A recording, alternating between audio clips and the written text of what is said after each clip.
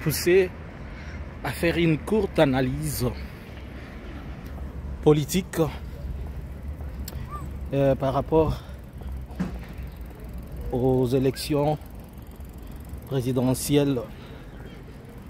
Perhaps si cela va être organisé, on ne sait pas encore, en RDC pour 2023. Par expérience, ce n'est pas toujours celui qui organise les élections en RDC qui les remporte. Vous avez vu ce qui s'est passé avec les élections de 2018. Kabila qui a organisé les élections. Les choses se sont passées telles qu'elles se sont passées. Et il a été obligé de composer avec une autre personne. On dit que c'est Fayulu qui avait remporté. L'homme de Kabila, c'était Shadari. Et Shadari n'a pas pu être au pouvoir puisque les enjeux géopolitiques qui permettaient et qui étaient là avec toute la pression.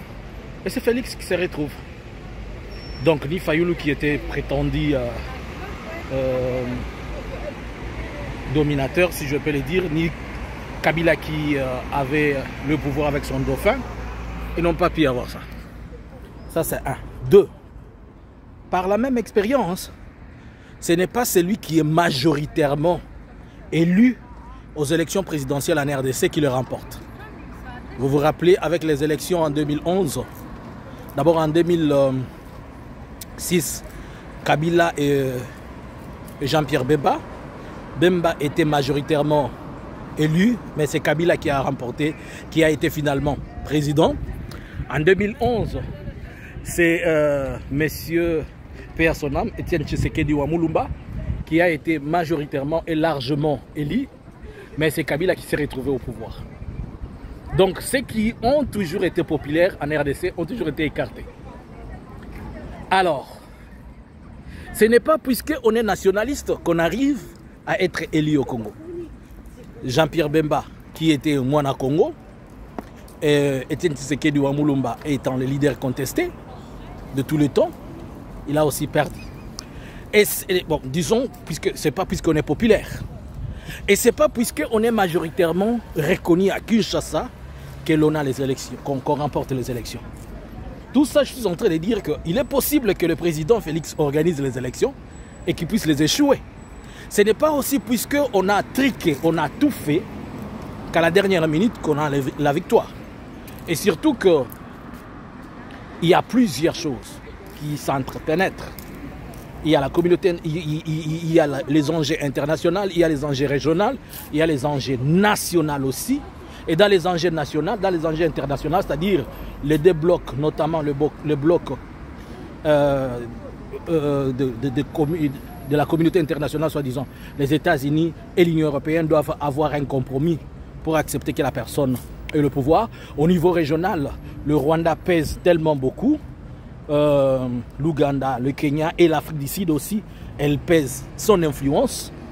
Et la France via les Sassou et consorts. Au niveau national, ce n'est pas puisqu'on a le pouvoir, on a la majorité de Kinshasa. Non, on doit avoir au moins une moitié à Kinshasa et une influence régionale. Alors que l'actuel président, il est même à Kinshasa, il n'est pas 50%. Et au niveau provincial, au niveau régional, c'est foutu, à part le Kassai. Donc, ce n'est pas puisqu'il organise les élections qu'il est capable de pouvoir les remporter. Mais aussi, étant en Afrique, il peut toujours, puisque le décor est planté de telle manière qu'il puisse les réussir. On est en train d'écarter beaucoup des opposants et bientôt on doit vraiment s'attaquer à Moïse Katumbi pour qu'il soit totalement écarté.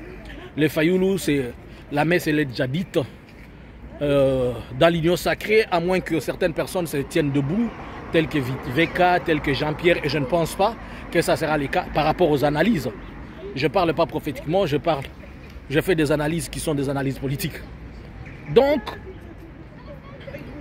il y a toujours eu un suspense par rapport à la question des élections en RDC. Et c'est le suspense qui produit toujours un mort-né ou un avortement ou un prématuré. Et chaque fois qu'il y a les élections en RDC, les cœurs font comme ça, boum, boum, boum, boum, boum.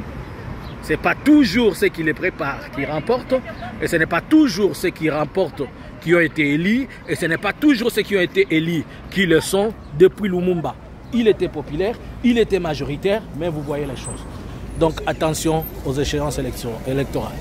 C'était pour vous, le prophète Kamani, qui faisait juste une courte analyse par rapport aux élections à venir.